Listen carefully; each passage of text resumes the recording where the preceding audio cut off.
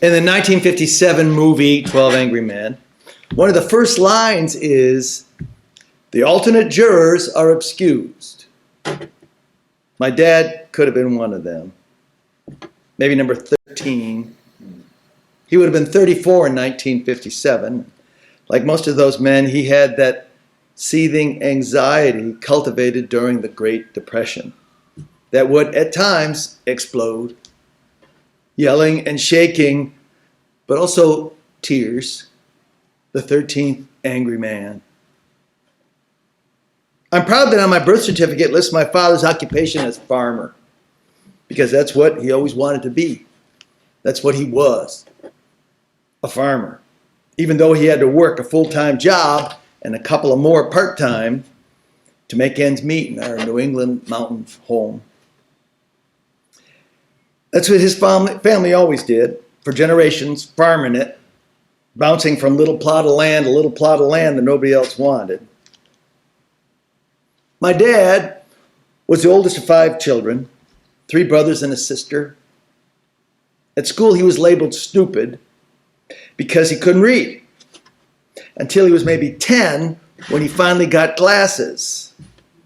They called him Coke bottle glasses because the lenses were as thick as the bottom of a Coke bottle. He stuttered, not as bad as his little brother, but enough so he hesitated to speak. When he was 12, his father was working in the off-the-farm job when he was crushed to death in a coal silo. That made the newspapers for a few days. People besides the immediate family cared. Dad's uncle stepped in to help the family, but things were never close to the same. All contributing to my father being the 13th angry man. When World War II broke out, he wanted to do his part and tried to enlist 3 times, but his sight was too dim. The 3rd time, when they took off his glasses, he cheated, knowing his right eye could see better than his left eye. Cover your left eye and read. A, Q, B, Z, H. Cover your right eye and read. W, 5, 7, 18. But he still didn't pass. Besides, he was told the war effort needed farmers. There's a World War II pop song sung by a sad woman about how the only guys left home were losers, misfits, and trash. They're either too old or too young. They're either too gray or too grassy green. And when it came on the radio, or the 1960s TV show Sing Along with Mitch, my father would tremble. He knew it was aimed at him, the 13th angry man, who even then got sent home. He met my mother at a square dance, and he told us how he and his brother had to walk there. Years later, I did the math and realized it was 10 miles. I only hope he got a ride home when the dance was over. He loved my mother and respected her. He always said how much smarter she was and how grateful he was to be with her. And I think he taught me to respect women. When I was really young, he worked in a cotton mill at a machine that napped fabric for towels, that ripped off the last 2 fingers on his right hand. Pre-government safety regulations, company insurance paid for his hospital bills, but not much else. I still remember going on an elementary school tour of that factory and hoping somehow that I would find my father's fingers and could give them back to him. I remember how when we were in church, little kids would stare at his hand and he would wiggle the stump for them. We had 1 cow, kept in a little barn built on a discarded truck bed. He'd get up, feed it, water and milk the cow, and sometimes a calf, before he went to his full-time job. When he got home from that, it was water, feed, and milk the cow again, so we always had milk. In summers, where there was more daylight, it was work the garden. The week never ended. He had to plow, harrow, plant, and weed the 1 acre, so we at least had potatoes and carrots all year long. He was incapable of throwing a seed away. In winter, he kept a bucket of dirt by his chair. And when he ate an apple or anything that might grow in Vermont, he'd stick the seeds in the dirt.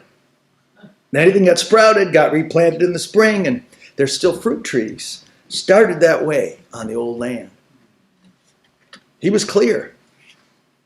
Every seed deserves a chance. After the fingers loss, he worked for a local businessman who had riding horses, jumpers, that his daughters rode in competitions.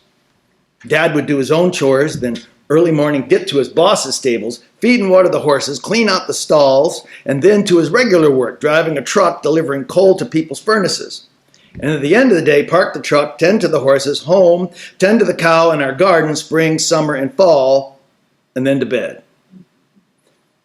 When my mom needed surgery, he asked for a raise. His boss said it wasn't possible, but he could give him more hours. Whoa. At overtime, so more hours. He did spank us kids, but only on the butt and only a couple times. Then you never wanted it again. And it wasn't so much the paddling, it was the wind-up. It would start in his eyebrows. For some reason, the hairs in his eyebrows all ended on the far side of his brows. And when he was upset, they would start to rise, reaching forward like some lionfish or a startled blizzard. And then he would start to shake, a human earthquake, and then let out a roar of ultimate frustration, as if he wished he could tear himself to pieces to let out the anguish. There were also his tears. In summer on Saturday nights, we could drive to the dairy bar for an ice cream cone. Us kids all packed into our 1953 Chevy station wagon. And the last years before I left, there were 6 of us kids, and I remember my little sister, maybe 2, sitting on his lap, making a mess of ice cream all over her face and hands, and all over him, and him smiling, tears running down his cheeks, seeing his offspring enjoy a simple thing that he could provide. Years later, when I was in California, he called me, something he seldom did. Normally, when I asked how he was, he always said, fine, just fine. But this time he said, not too hot. And I got on a plane immediately. When I got there, he was already in the hospital. And I told him, when you said you weren't too hot, I knew something was up. I mean, you pulled 2 of your own teeth with pliers. And then he said, oh, not like they were back teeth or anything. He passed on a week later. It wasn't so much anger in that man as anguish. His worry. Was it enough? Was he enough? I remember something he confessed while we were shoveling gravel out of our 51 Chevy pickup, filling ruts in the dirt road we lived on. He went to church every Sunday, but he said, when you're dead, I think you're just gone. But in my heart, he's not gone. I have no children, but I can hope in someone's heart I won't be gone.